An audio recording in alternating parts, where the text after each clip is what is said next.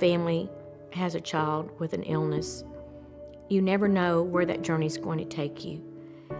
And we always prayed for a miracle.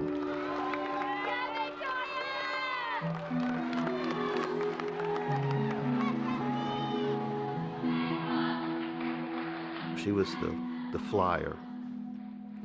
She's the one that they would, get and throw into the air. She was this cute, petite, tiny little girl with just a head full of long, blonde hair. She wasn't afraid of heights. In fact, she wasn't really afraid of anything.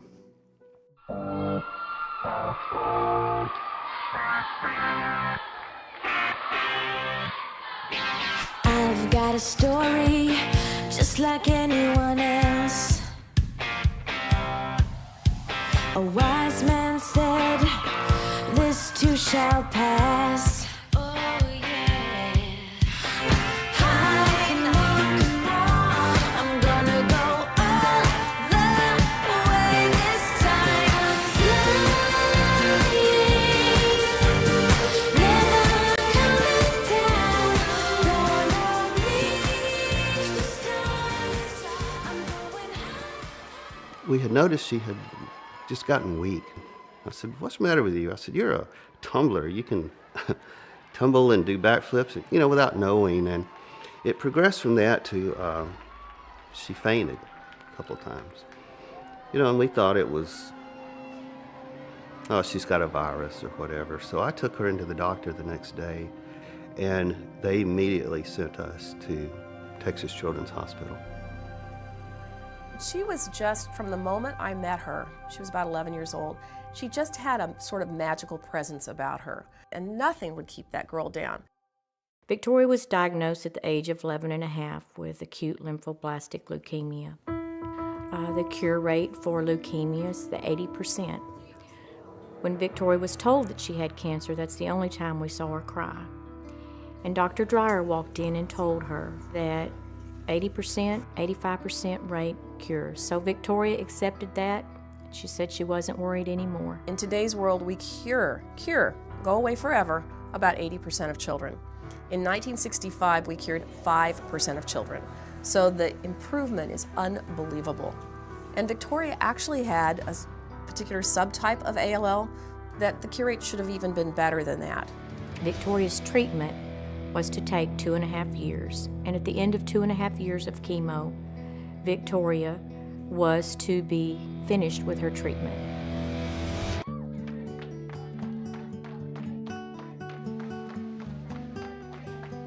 So during that time, she had some good days, she had some bad days. When she was sick, she still would put on her cheerleading suit and go do cheerleading.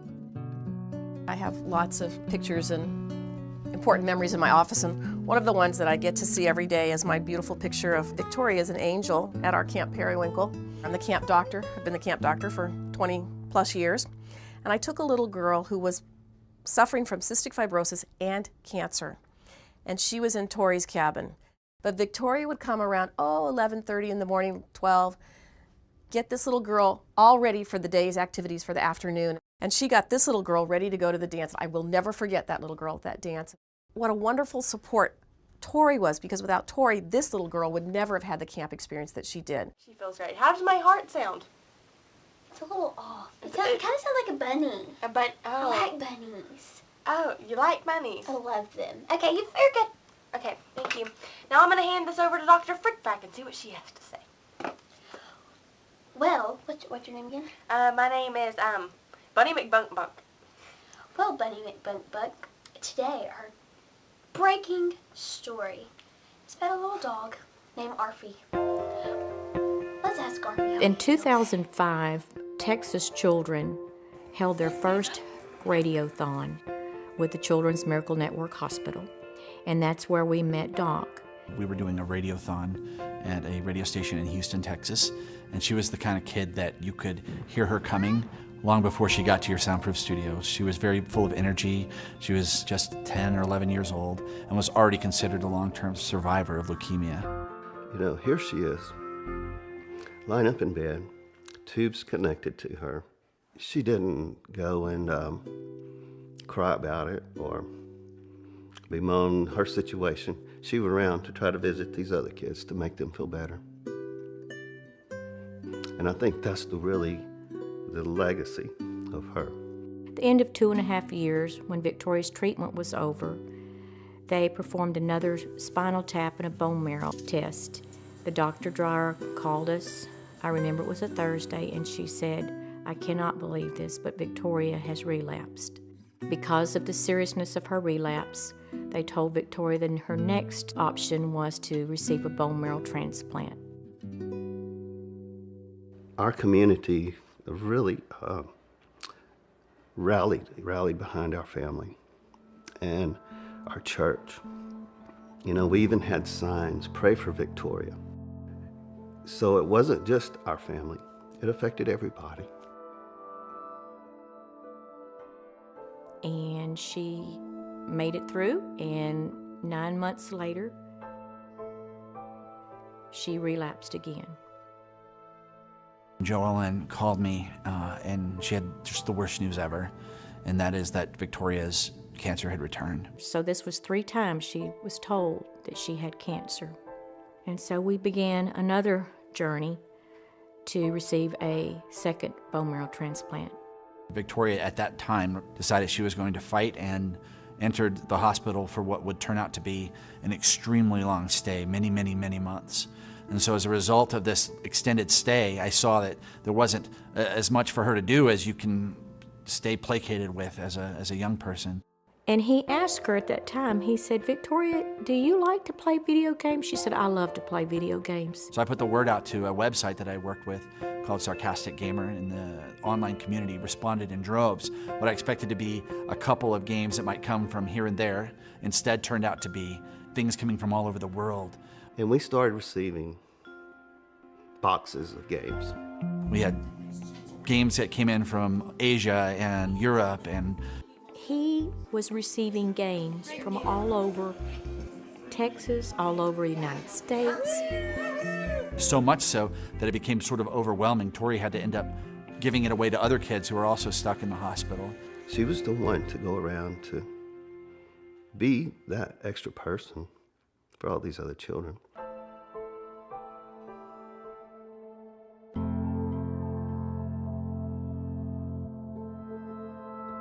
It just doesn't seem right that a child should be sick.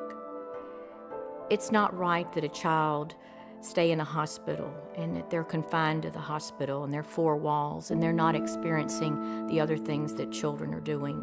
She couldn't be around other people that could have any infections. You know, when she was out, she had to wear her masks. During this time, Victoria contracted a fungal infection, which is from a very low immune system, and she had little to no immune system left. And I asked her what she wanted for Christmas, and she said, "I'd really just like to get out of this hospital and go see Christmas lights. Christmas lights are something my family and I go see together all the time, and I can't even leave to go see Christmas lights." We knew that during the final stages that we weren't going to have Victoria with us much longer. We were only outside for about 10 minutes, but it was a very special 10 minutes. It wasn't a lot of talking. We just looked at lights.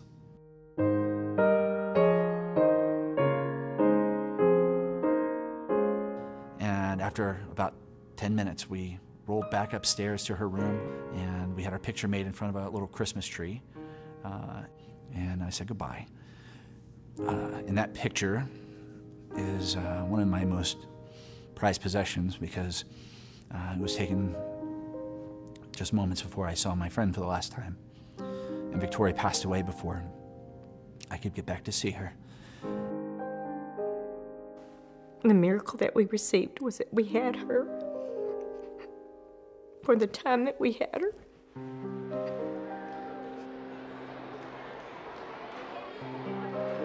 I brought her picture, and I just put that on the table. And I said, you know, this is what we look at every day during this radiothon, during this campaign.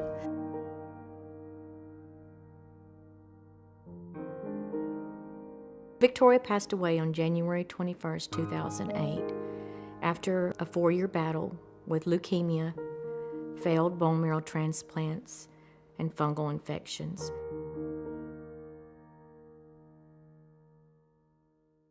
It was as a result of Tori's death, sitting at her funeral, that I made up my mind that I needed to be doing this, not just a couple days a year with a radiothon, that I needed to be doing this with my life. Doc wanted to do something special for Victoria, in memory of Victoria. And he came up with a fundraiser called Extra Life. And this fundraiser would be for the gaming community. It just occurred to me that gamers should be able to do the things they love to help sick and injured kids as well. And so Extra Life was born. 1,200 gamers showed up on October 15th in 2008. With this year's Extra Life Gaming Marathon, we're helping save kids' lives. You don't even have to be a crime-fighting superhero. Each and every year afterwards, it continued to grow. Gamers responded by being able to game for their local hospitals. The next year, 4,500 gamers showed up, raised almost $500,000. The year after that, it was 15,000 gamers raising $1 million, and the next year, 17,000 gamers raising $2.1 million.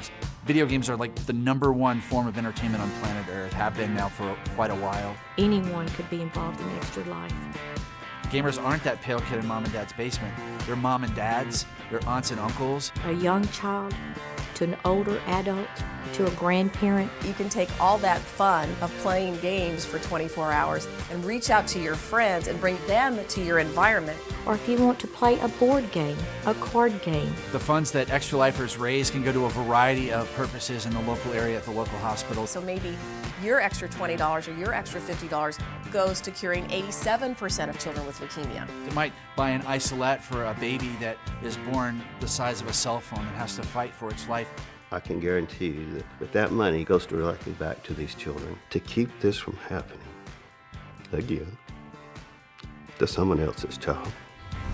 Getting involved with Extra Life is really simple. You just have to go to the website at extra-life.org, put in a few details in there, join a team if you'd like to, or create one. After that, it's as simple as fundraising with your friends and family. Let them know why you are doing this. They should know that the money you raise is going to stay local in your community. We never will truly lose Victoria because she will live for all of us through this.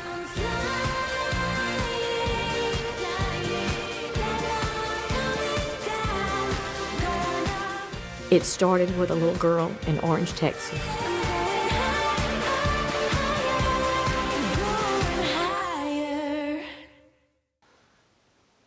And I think that's all we have to say for today. All we have to say today, so So we'll see See you you tomorrow later at on news at whatever time it is. at Victoria's house. Bye.